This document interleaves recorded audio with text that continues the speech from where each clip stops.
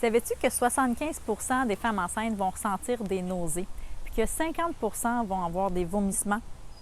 Donc, tu n'es sûrement pas toute seule à avoir ce problème-là durant ta grossesse. Il faut savoir que cette situation-là va surtout survenir entre la 3e et la 8e semaine de ta grossesse, puis souvent plus rare à partir de la 20e semaine. Alors, je te souhaite que si tu as ce symptôme-là, que ça parte rapidement. Mais d'ici là, j'imagine que tu cherches des moyens de gérer ça. En fait, dans cette vidéo, je t'explique les raisons qui sont associées au fait d'avoir des nausées et des vomissements, puis des pistes de solutions pour t'aider à gérer ça au quotidien.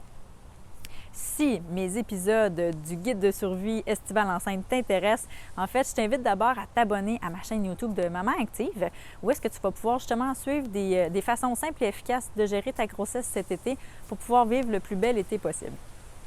Aussi, si tu aimerais en connaître davantage sur justement la grossesse, comment ça se passe, puis tu aimerais connaître les bienfaits de bouger enceinte, je t'invite à télécharger mon guide gratuitement des 21 bienfaits que tu as de bouger enceinte en cliquant sur le lien qui est juste sous la vidéo.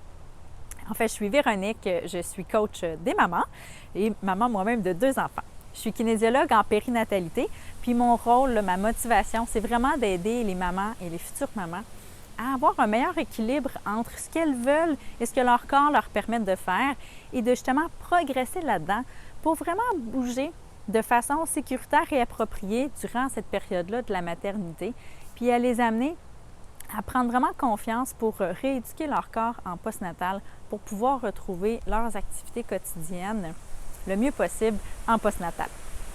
Alors, on se lance. Les 3 raisons principales associées au vomissement et aux nausées. On a tout d'abord l'hormone HCG, qui est en fait l'hormone qui te permet de détecter si tu es enceinte là, sur ton test de grossesse.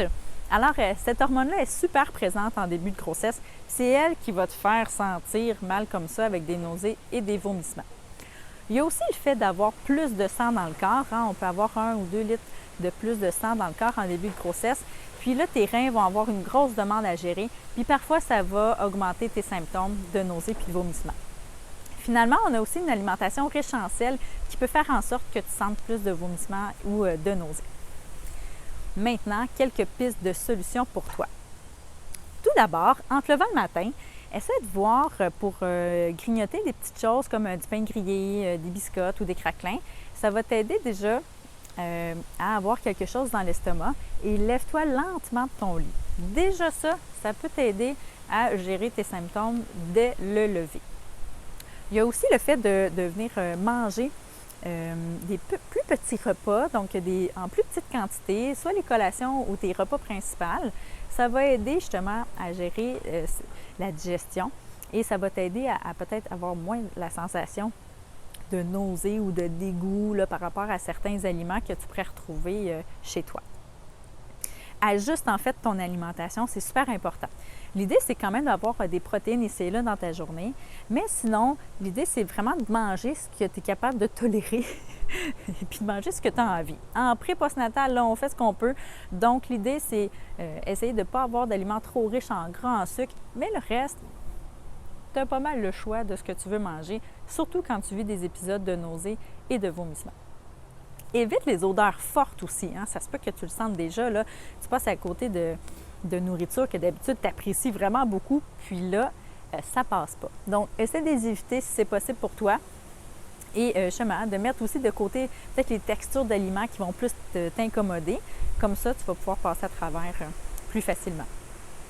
Finalement, tu peux essayer de manger peut-être des aliments qui sont froids ou sous forme liquide parce qu'ils vont être moins odorants. Donc, ça se peut que ça t'aide justement à passer justement avec de la nourriture, avec des bonnes protéines ou ça, mais puisqu'elles sont froides, tu n'auras pas cette sensation-là de nausée, puis peut-être un goût de vomir qui est moins présent. On a aussi un petit truc qui est de boire entre les repas. Ça va t'aider à te soutenir, donc de ne pas avoir le ventre vide au cours de ta journée et en restant hydraté, clairement, ça va t'aider. S'il y a vraiment des méthodes là, que tu cherches, tu pourrais toujours aller voir l'acupression aussi si ça s'offre dans ton coin pour aller gérer justement les nausées et les tensions avec cette méthode-là d'acupression. Puis je t'invite aussi à demander conseil autant à ton médecin, ta sage-femme ou le pharmacien, si ton rendez-vous de suivi médical est loin, Justement, lui va peut-être pouvoir te conseiller des choses rapidement et pouvoir t'aider pour gérer ça le plus rapidement possible. C'est sûr aussi s'il y a des choses qui nécessitent une consultation rapidement, n'hésite pas à appeler des professionnels de la santé.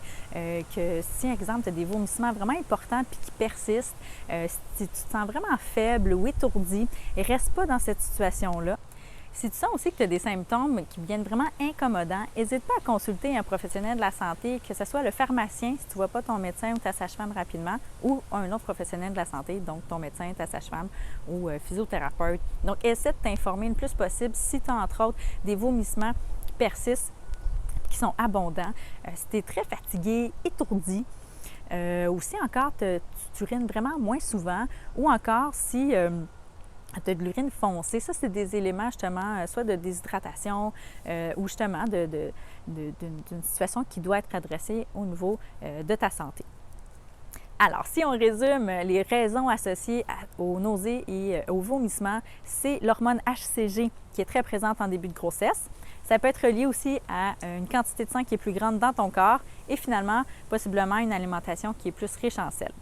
Plusieurs pistes de solutions ici pour toi. On a entre autres le matin, quand tu te lèves, de peut-être manger avant de te lever du lit quelques biscottes, des craquelins et tout ça, et de te lever lentement de ton lit. D'essayer d'étendre ce que tu manges dans ta journée avec des petits repas ou des petites collations.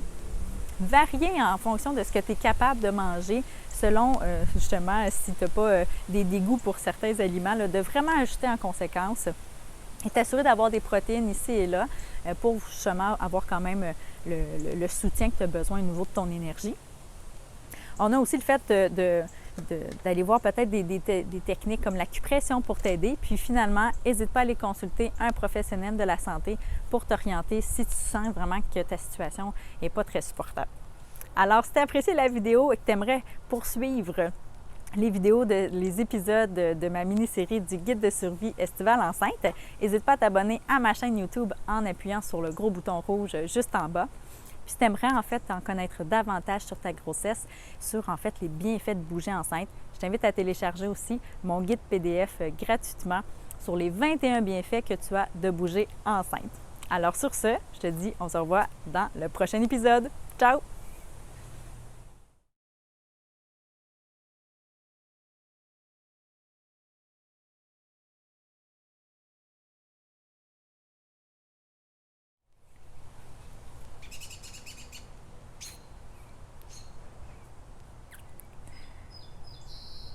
Les petits oiseaux, c'est pas long.